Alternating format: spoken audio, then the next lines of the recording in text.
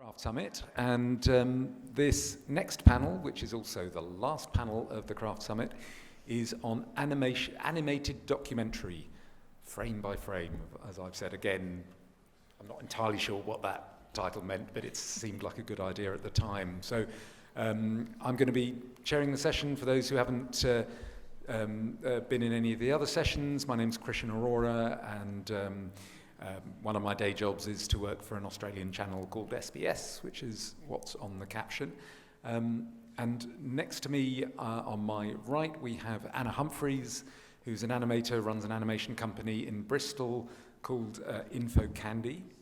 And on my left is Rupert Russell. Before I talk about them, I shall look at my notes and actually read my introduction. So the reason we wanted to do this panel this year is that animation seems to be everywhere now. It seems, and I think we need to all talk, and that's one of the points of this panel, of what animation means for filmmaking, what the different types mean.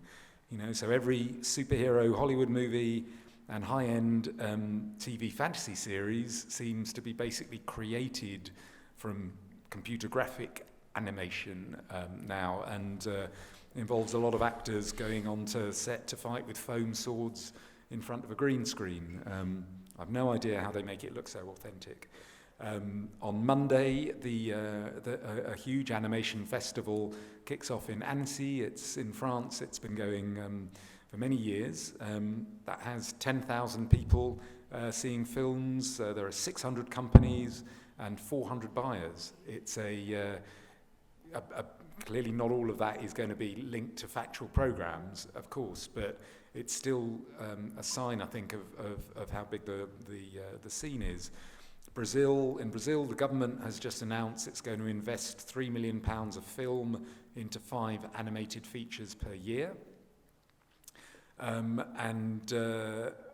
know, for Brazil, that's for the Brazilian film industry, that's a real push into animation. And Creative Europe, which funds in part Documentary Campus, is also heavily promoting animation. There are training workshops, project development support, funded by the media program, one called Anidocs, some run by Cartoon Forum. So lots of things that you can, lots of ways for developing the sector.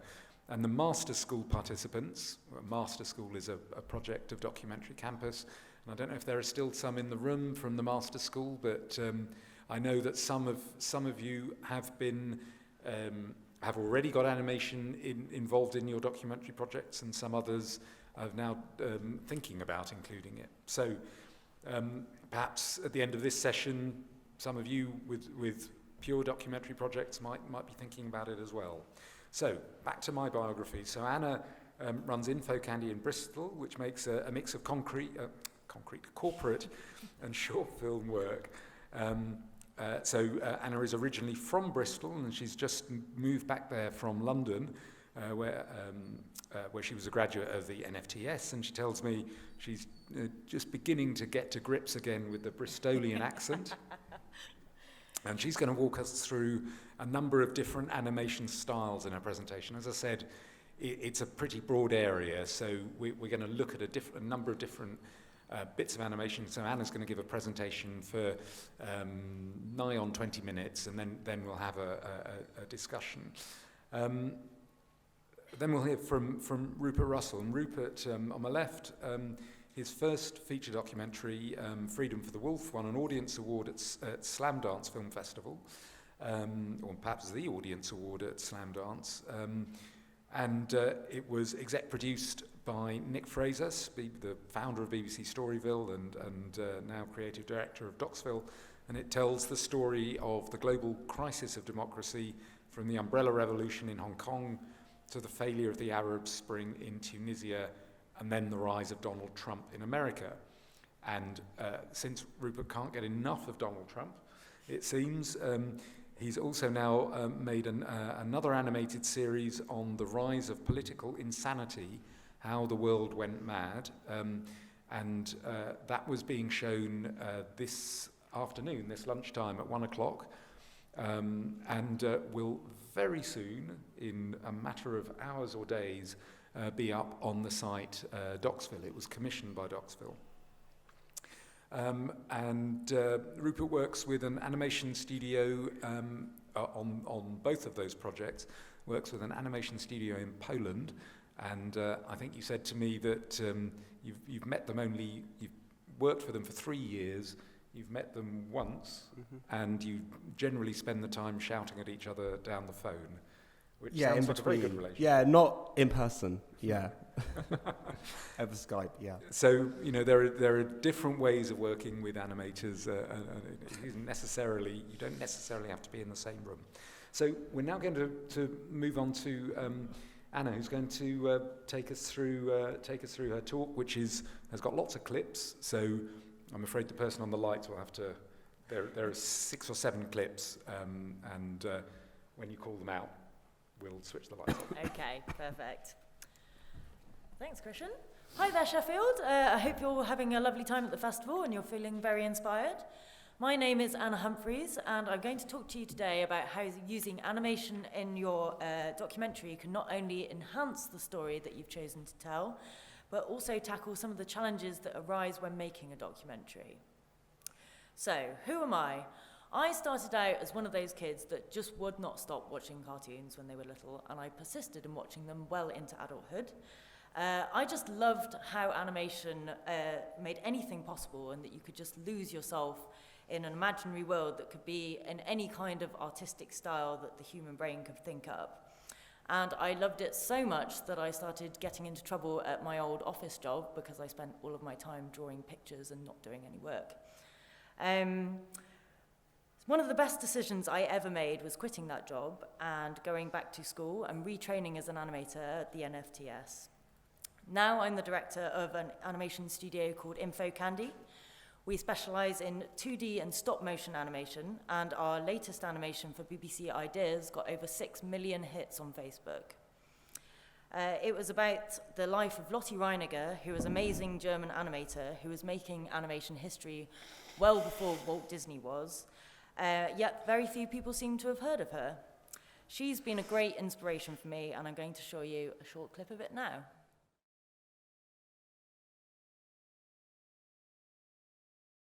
So that's Lotte Reiniger.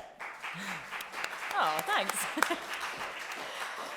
You can watch the rest of it on the BBC Ideas website, and we got such an overwhelming response when we released this film. We had Lotte's old friends getting in touch with us and asking if we could do something bigger. So we're hoping to make a feature-length documentary on her soon. Now, how can you use animation as a tool in your own documentaries? I'm sure as filmmakers, you're all aware of how challenges can arise when you know you have a great story to tell, but it's not coming across how you need it to.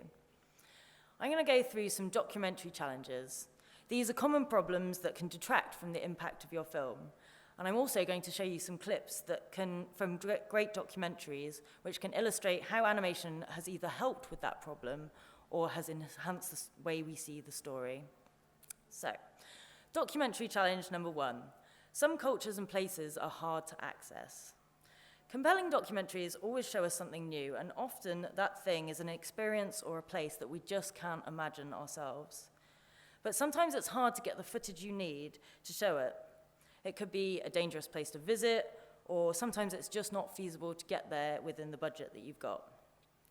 The next clip I'm going to show you is a clip from Persepolis, which is a beautiful animated account of Marjane Satrapi's experience of growing up in Iran amongst political turmoil and against a very strict religious backdrop. And by using animation, we can experience the culture shock of going to a foreign place without actually having to go there. The dominant use of black in this art style also enhances the oppressive religious rules that she was forced to live by too.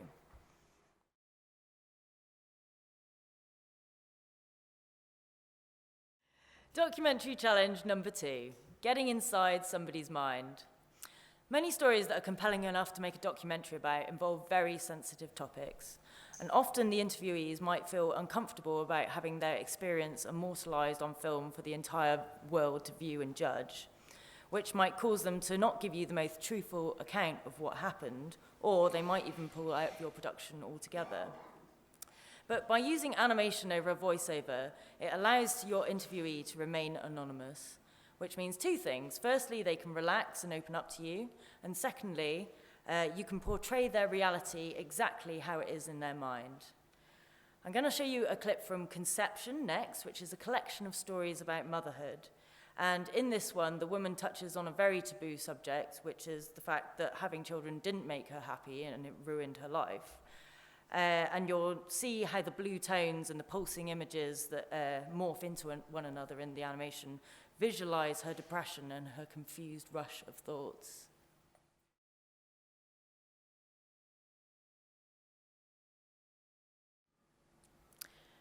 Documentary challenge number 3. How do you recreate the past? So Waltz with Bashir is one filmmaker's journey to rediscover what role he played in the Lebanon War as a teenager. Ari Folman finds that he has no memory of what happened there, and he goes on a quest to interview his old friends to jog his memory. And as the documentary progresses and his memories return, we find out that he was actually witnessing a massacre. And animation is used in several very clever ways in this film.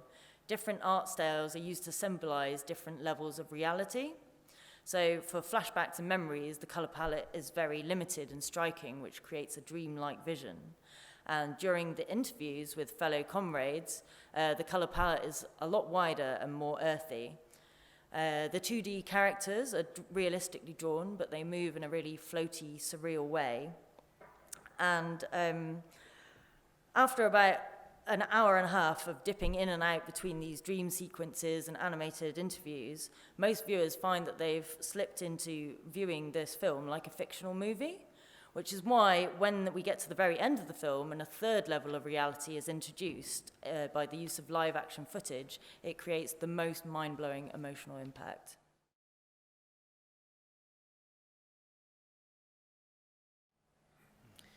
Heavy stuff. Documentary challenge number 4. How do you create the impossible? Animation is the perfect solution when you want to show something that didn't and couldn't actually happen. You can make the impossible happen with it. So the next clip is going to be from The Kinda Sutra, which is a heartwarming documentary that explores the weird and wonderful places that adults thought children came from, babies came from when they were kids. And in this instance, the animation enhances the humor of the stories as acting them out makes them seem even more naive and ridiculous.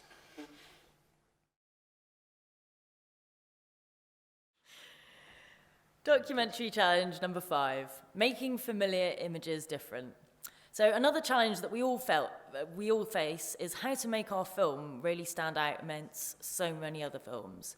And in a world where we're bombarded with media and messages and pleas for our attention, we really have to desensitize ourselves to this information to cope with it. So the next clip I'm going to show you is about child slavery in Sudan. It's an interview with 2 children about their experiences of abduction and being kept as slaves. And most of us are already aware that slavery still goes on, and we know that it's awful and traumatic, but we've become desensitized to it. And this documentary puts it right back in the spotlight as it's shown in a way which we don't usually view it. And you'll see that the children have mask-like faces, which have both a realistic and a totally distorted and oversimplified quality, which is much like our knowledge of the subject matter. They move really quick and jerky like frightened animals, and there's a striking difference between them and the faces of the interviewers. And I think that animating this interview has transformed a low-quality sound recording in a small, dark hut into something way more powerful.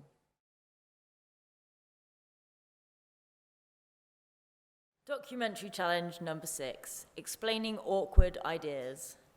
So documentaries can be used to impart information on many things aside from personal experience. We can use them to illustrate facts, we can use them to tell us about history and to explain complex ideas. But what happens when those ideas are considered to be awkward or embarrassing or distasteful? So when it just won't do to have real-life footage, animation can really save the day.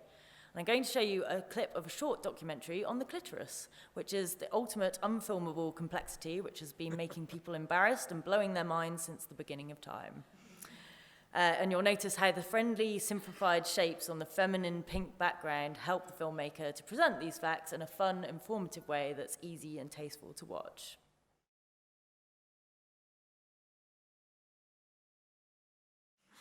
Very good.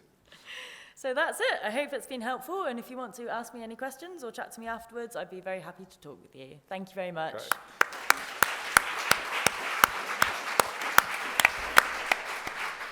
Great. So a whole range of different animation styles, and I think that's only that's still only a small percentage of the things you can do, isn't it? It can be anything. That's why I love it so much. Literally anything you can think up and draw or create with computers or materials, you can animate it. And so, Rupert, I mean, the film that, or the short films, or the one film in 5 chapters, maybe let's call it that, How the World Went Mad, that's using a couple of different animation techniques. Is there a way you could describe them? And then we'll look at a clip so that people get a sense of it. What, describe the technique? Yeah. What is it, cut out or drawing? God, I don't know. I'd have to ask them, really. Okay. Yeah, it's basically a number of sketches that kind of glitch back and forth. We had a really limited budget, I mean insanely limited.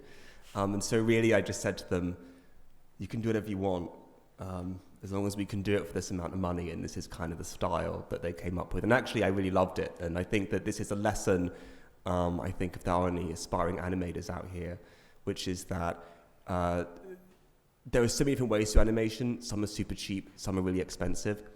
Really doesn't matter.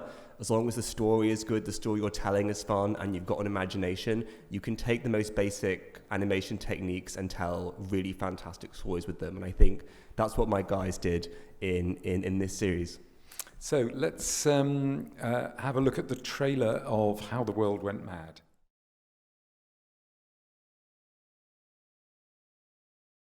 So that's very good. So just describe the project. It was it's 5 chapters or 5 short films, which work as a whole, aren't they? Yeah, that's right. So around the time, so just after the day after Trump got elected, I sort of living in London, woke up sort of in disbelief, like many of you, I imagine, and I actually wrote an essay. Which is the first episode of these things, which is about the Rosenhan Experiment. And as I think we're going to see a clip from it later, I basically wrote, it's basically a story about what is sanity, who is sane, who makes the rules, and it's a very famous experiment done about a psychologist who infiltrates a psychiatric hospital. And I kind of felt that something fundamentally had changed in the world, and I wasn't quite sure whether I was on the outside of the hospital or I was inside the hospital. And I had written actually another 2 essays after that one, and I just so happened to be working with Nick Fraser on Freedom for the Wolf, which he had come on to help when he nearly finished it. And he said, can you make me 5 short films? I have a very small amount of money, but you can sort of do whatever you like. And I said, I've got these sort of essays I've been writing on madness in my own time. Why don't we kind of bring them to life?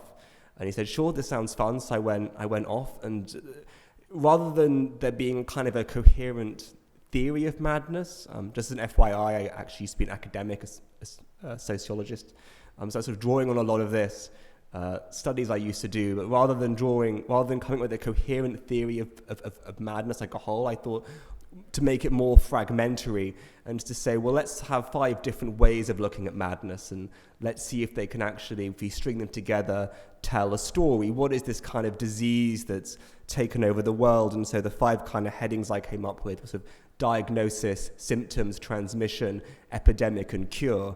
And so the series kind of takes on the kind of, I don't know what quite the word is, right? The sort of the aspects of sort of different aspects of madness, and we sort of relate them back to different scientific studies or different moments in history, just to kind of get a grapple with why, at least me personally, why I feel things have kind of gone a little bit topsy-turvy. So we'll see the first of those. I think it's the first of the episodes. Yeah, that's right. Which is, I keep getting his name wrong. David Rosenhan. David Rosenhan. So can we play that clip of Rupert's, please?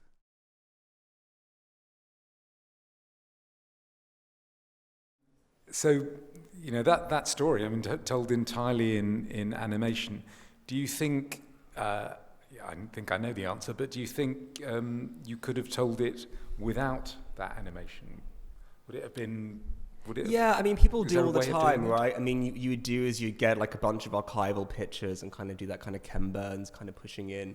And you could tell the story. But what I sort of like so much about animation, I think Anna did a really great job outlining sort of all the different ways you can use it, is I really like that you can sort of depict these emotional or kind of psychological states. And so that sort of last image there of kind of having the Escher staircase, or sort of this idea of being trapped. This episode goes on to talk about, like me, I was actually filming my last film in the protests during Trump's inauguration, and there was this sense of being trapped, right? We've got this for 4 years, there's nothing we can really do about it, right? We're kind of locked in. The administrators of the mental hospital have kind of changed guard, and we've sort of woken up and found ourselves. The previous day we were sane, and now today we're the insane people being told, no, actually, you guys are wrong, we're actually right. And I think animation is a good way to kind of take these sort of metaphors when you think about it being a prison or being trapped or feeling like the whole world's crazy. And you can kind of tell not just the factual retelling of the story, but you can kind of tell these emotional and psychological dimensions of the story as well, which I think for a topic like madness was just a perfect fit. And you said to me in the before that I think animation changes the type of stories you can tell. You said there that it changes the particular emphasis you can put on it, so you can go more into the emotional side of things. I think we've been talking a lot about emotion during the day, actually, about how sound does it or how colour grading, but perhaps you're doing it even more directly with the animation. I mean, I thought the conception clip that you showed about, I suppose you call it postpartum depression, I think it's called, or baby blues, that's something that might be very hard to bring across in an observational documentary, but I thought the animation did it quite successfully. What sort of films do you think you could move this technique into? What sort of subjects are you working on? You mentioned something about our dependence or the impacts of social media to me on the phone. I don't know if you remember that. Yeah, I mean, so you could, I think, all storytelling is fundamentally about metaphor, right? And so sort of my job when I think of myself as a storyteller and I kind of sit down with a new project, I'm very research focused. So I often try and find new scientific studies that are coming out or new historical anecdotes that might kind of show us something or reveal something to us about the world that we live in. I don't think those by themselves actually make very good stories. I think it's all about coming up or discovering or finding a metaphor that you can kind of link all these things to. So I have a project I'm developing at the moment. It's a feature documentary called Gamified. And the idea is we're going to be looking at, the idea of the film is we're looking at how our lives have been turned into video games, right? So you think, dating is now a video game. We all have, well, some of us have like Tinder, or the workplace has been gamified for many people. You might get points at work now and your score goes up on like a leaderboard, for example. We can think about how your memories have been gamified by Facebook, your birthday parties get gamified. And so we sort of thought this idea of games is a really good way to kind of describe the way in which the digitalization of our lives is leading to actually new forms of manipulation and control. We're all kind of familiar with this, but this idea of a game, I think, is a metaphor that kind of maybe tie all these things together. And so we want to make an animated documentary that looks like a video game. So we want the whole thing, 80 minutes of video game and our characters being kind of trapped in these world of endless levels and bosses and stupid challenges and trapdoors and all kinds of things, which we're all kind of experiencing, I think, with not just the rise of social media, but these sort of things happening in the workplace, in the classroom as well. And so the idea is, okay, let's take a metaphor, our lives being turned into games, and then let's just go for it. Let's just try and visualize this and try and build a new world so that we can think about our lives and think about what's happening to us as our lives are being digitalized in a new way. Great. Sounds fascinating. The thing I wanted to move on to next was, I suppose, the way you as a filmmaker work with an animator, because you're not doing the animation yourself, and you're not doing it here. It's the mysterious Pavel from... Pavel and Boris, Pavel and Boris. That's right. He's only mysterious because I haven't met him, but Pavel and Boris. And tell us what the name of their animation studio is. Their studio in Poland. It's a bunch of three young, extraordinarily talented guys I met over the internet. I was trying to find someone to work on my last film, and we worked on Freedom for the Wolf. They did all kinds of really fun animations for that. Lots of different styles, and we showed it here. We premiered it at Sheffield last year, and the audience just said, people came up to you afterwards and said, hey, we really loved the animation, it was really fun. And so I was asked to make a new series. It seemed natural that I would just do something with them. And what is the experience of, if you like, commissioning animation that you're directing animation without really without actually being there? You're commissioning it at a distance, aren't you? You're outsourcing it. What does that feel like as a filmmaker? Do you feel that you've got control over those elements of the film which are quite significant? You don't have control. I mean, this is actually something which I find really fun. You know, rather than, I shoot live action as well. I'm shooting a film at the moment. I do all the cam work myself, and there's a lot of pressure on yourself when you kind of go out and you have to sort of shoot a scene. I mean, you have like 45 minutes to get it. You've got access with this person, and you want to try and get as much of their life as possible and keep it in focus and get the exposure right. I'm sure all of you, or maybe you work in documentaries, have had that experience like all the time, right? What's sort of fun about working in this way is you've got a team of people to work with. You've now got 4 people, 3 people, or more, and everyone can kind of chip in ideas. And it's also, when you work with people a lot, you sort of develop a shorthand. You often have references you talk about a lot. We're always emailing images back and forth. There was one funny example they said, we've got a scene, it's not in the clips, but we have a scene of these Palestinian school kids all just sort of sitting around at school. It's a pretty benign scene. But the reference image they sent over to me had a bunch of kids all holding these kind of fake rocket launchers and machine guns. And they said, it's going to look just like this image, except without the machine guns and the rocket launchers. So I was like, okay, so it's just a bunch of kids just standing around. They're like, yeah, it's that. But we just thought we'd send you a picture with bazookas as well. So, it does you give a kind of fun, a rapport, kind of a back and forth. And yeah, you do give up control, but I think it's all a bit of an illusion anyway in documentary. If you're dealing with live action and you've got subjects who are giving you 45 minutes, an hour, 2 hours of their life, you've got a crew. Documentary is always the art of the possible. You're always trying to kind of create what's in your head with the real world. And if you can get, 50%, I think that's a big success. And I almost find in animation, even though it is collaborative and you've got people who are working with you, you can probably have more control than when you're shooting live action. Okay, I mean, Anna, when you are commissioned to produce animation for by whoever, whether it's a documentary or not, I think, do you think people understand, how you're doing it, and no, they have no idea. The magic of animation.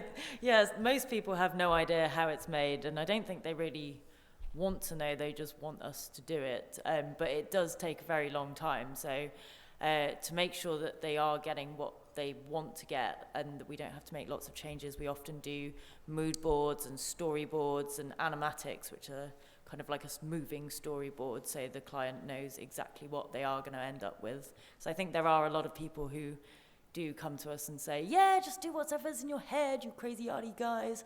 And then they're like, oh, I don't like it. So we're being very strict with that now, that you will get a mood board and you will get a storyboard, and it has to be signed off before it goes into the animation process, because it is quite a long one. And can you change it? You can change it, but it does take a lot of time, and sometimes it's more effort to change the animation once it's already started. If you have, say, a director that just keeps changing their mind about what they want. So it's helpful for the animator to know exactly what's going on before they start to do it, and then they can give you the best results. So I wanted to get down to some practical questions, and I will say in advance this is a slightly how long is a piece of string question, but how much, I think people have got a sense of how much it costs to shoot live action. They can work out how much it would cost to have archive cleared for different territories. Are there any ballpark figures we can give the audience about the cost of animation? Yeah, I mean, it depends on the style. So 2D is often quite a cheap style to go for. Kind of 3D and stop motion are generally more expensive. But often with 2D, you can make things look interesting with not too much effort. So it's basically all about how many frames and drawings is it going to take. And the more frames and drawings it requires to make it look how you want it, the more expensive it's going to be. So say for something like Rupert's film, there was a lot of kind of like images that just kind of bubble, and it's called a boil. So that is a relatively simple animation technique to do. So I think if you're looking at things like that, yeah, it's quite an affordable thing to put in your documentary. And if you've got megabucks, then by all means commission something much more complicated. And I mean, Rupert touched on it earlier about, I think you said madness was a good thing to do through animation because it was sort of an inner world, I think you said, yeah. Something like that. And are there other areas where you could encourage people with projects, sort of types of documentary that you've seen or types of television? Yeah. Or subjects that you, as an animator, might be interested in tackling, and you can see all these documentaries being made by it, and you think, oh, I could have done that. Yeah, I often think there's like a lot of war documentaries and the things I was talking about with very sensitive topics that I think you can really give another perspective on it, and it can be much more beautiful and tasteful and emotional than what live action could produce, and I would like to do more of those things, definitely.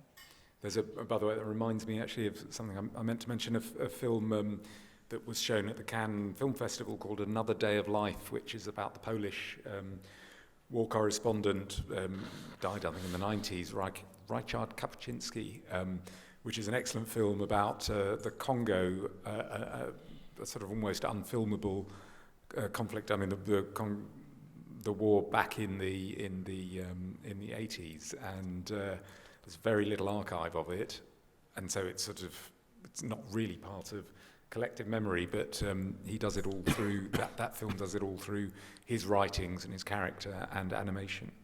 So I want to open it out and see how people responded to any of those clips or to Rupert's film, and let's see what the different perspectives are on the uses of animation. Has anybody got a question or a comment? Yeah, we've got a lady in the middle there on the left. Hi, I just wanted to ask if you had any tips for saving money when you're doing 2D animation. Is it to me? Anyone who You knows can the answer answer. that. You're more practical than I am. Tips for saving money when doing 2D animation. Are you an animator? No. I guess you can ask the animator or whoever you're getting to animate it for you, what are the cheaper styles that you can have, and get them to send you some reference videos, and they'll be able to be like, oh, this is something I can do really quickly or easily for me in my style, or because it's a quicker form of animation, and they can direct you to what would be right for your budget if that's something you're worried about. But yeah, 2D is often very good for making things look really good with minimal effort in some ways. But so you're saying you can, just give them examples of the things that you like, and they can say whether they can do that for the budget that you've got. Yeah, I'd recommend you giving them some references of things that you really enjoy the look of, and also asking them how much does this cost to produce, and if it's too much for you, you can always ask them could they simplify this style, or could they suggest something that's a little bit cheaper. Would you say like using imagery, still imagery and things like that you can propose to people? Yeah, you can, and animators can manipulate still images so they're moving. I mean, motion graphics is a good example of that. You can do all kinds of animation with still images, so it still looks quite appealing and interesting to watch, and you can cover quite a long space of time with not that much effort. It just depends. It depends what you want. But I think have a discussion with the animator first, and they'll be able to tell you. Thank you. Okay, so I think so there's a hand just right next to you there, and then we're going to take lady over there, yes, waving a hand. Very good. And then the gentleman there. Hi, that was really fascinating, thank you. The animation of the massacre that cut to the live action was really powerful. Are there particular situations where you think that is particularly appropriate, and then also situations where it's not? Oh, situations where it's appropriate. I thought that was especially appropriate because that's where the emotion comes in that film. And I went to see that in the cinema, and everybody came out crying. Nobody was expecting that to be the ending, and it just dropped you straight back into reality. Live action footage where it's not appropriate, I guess if it was a kind of anonymity issue, you obviously couldn't have live action footage which identified people. That would be inappropriate, or things that are going to cause people problems later down the line to suddenly be in a film. Those would be non-appropriate things. Does that answer your question? I suppose rather than appropriate, I should have used the word, what works, what works the best, when does it work to do that? I think using a mix of live action and animation can be done in different ways. Sometimes you can lift live action by putting animation over the top of it, or kind of manipulate it slightly so it just looks different and more interesting. Is that called rotoscopic? Yeah, rotoscoping is one way. Rotoscoping is kind of when you draw over the live action footage kind of frame by frame, so it creates quite a realistic look, but also in a kind of nice arty style. Yeah, that's rotoscoping.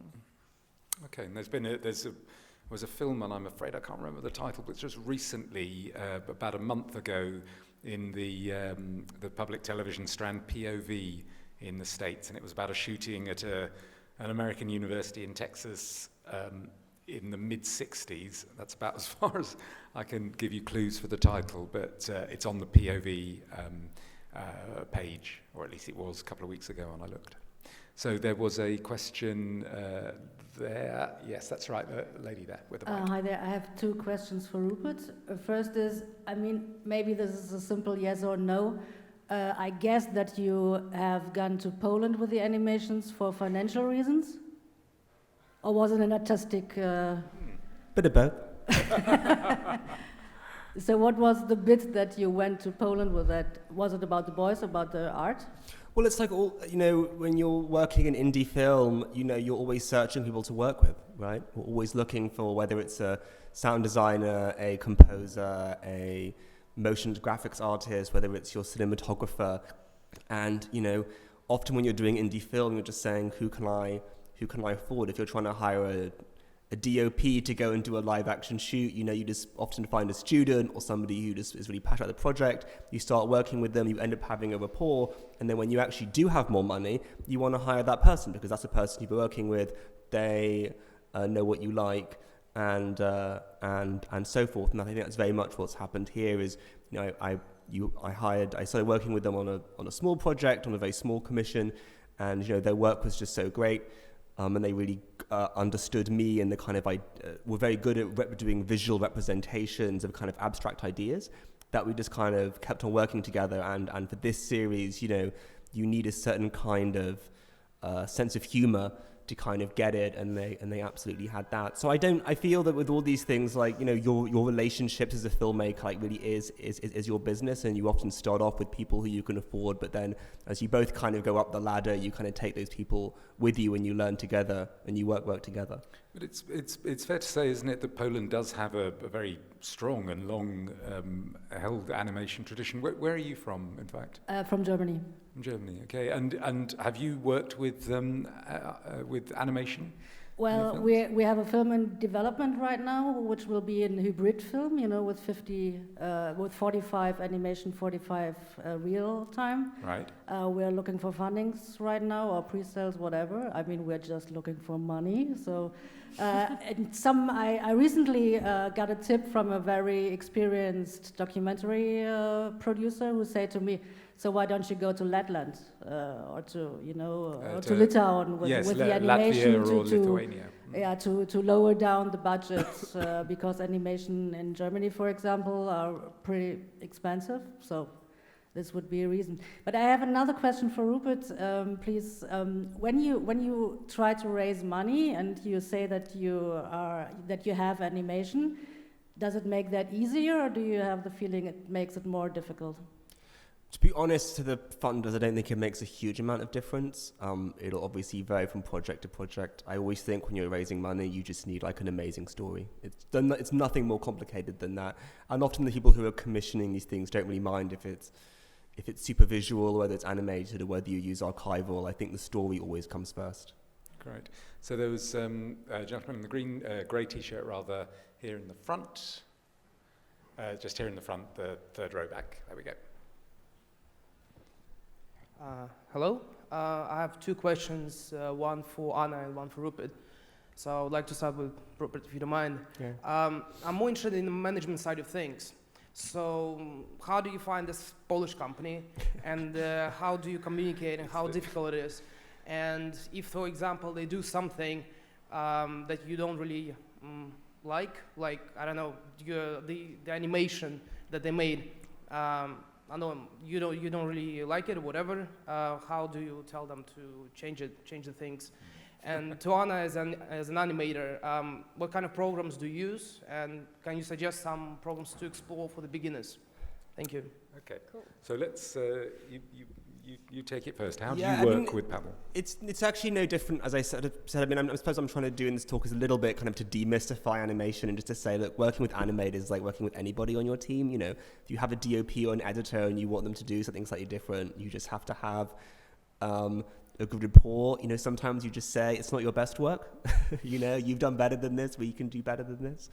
And it is also, as you know, it is also so time intensive that if you are going to give feedback and have things redone, it's got to be because it's really fundamental.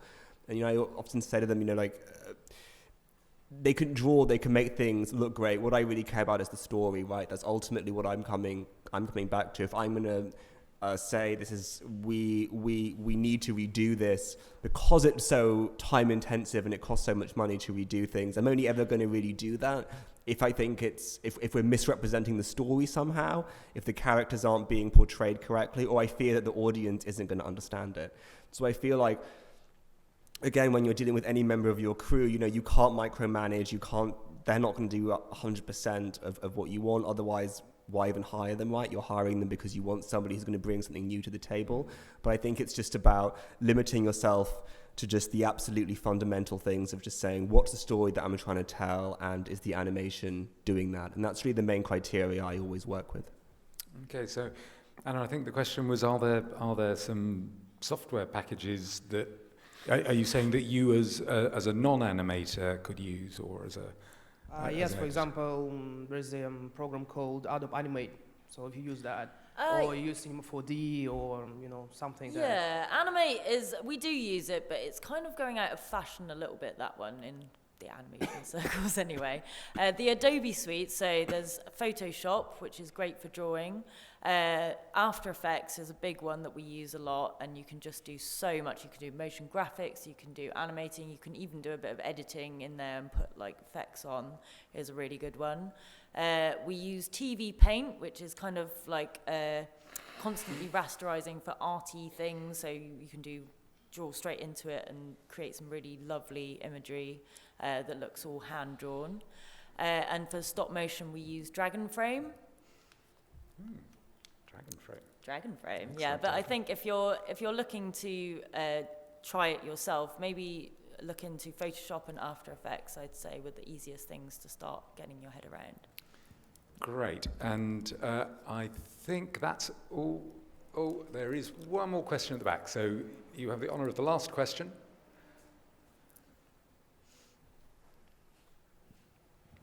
Hello, thanks very much both. My question, I come from a sort of observational documentary background, and something I've not seen much is kind of actuality scenes animated.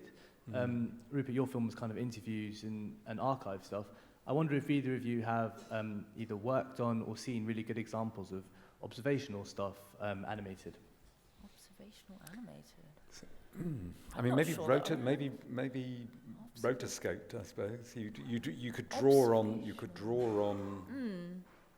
You know, you could draw on that material, couldn't you? Yeah, I mean, I know a lot of people have rotoscoped things. I don't know if I've actually seen any animated interviews. What's the material that you'd be thinking of? Is it or what do you think the reason you'd want to animate something that's, you know, observational? Does it make it more interesting, or to give it a?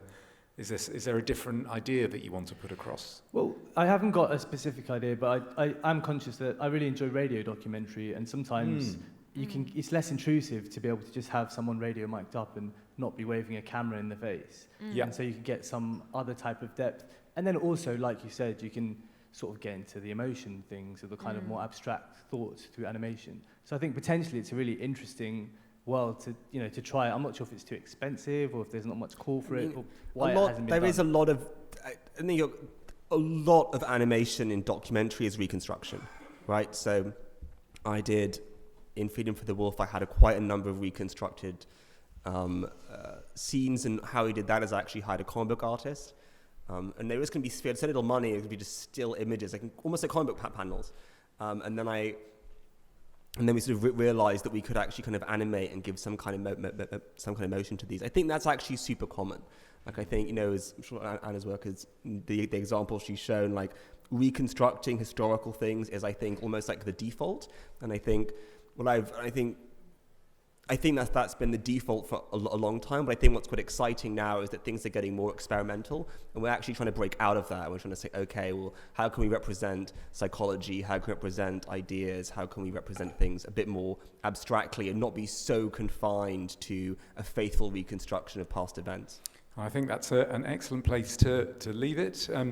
Thank you very much to Anna and to Rupert. If you can give a big round of applause for them.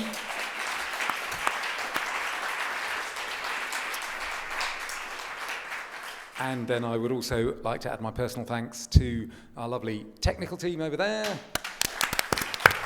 to Charlotte, the venue coordinator, to the volunteers who are so much a part of DocFest and have been really helpful today. Thank you very much, the volunteers.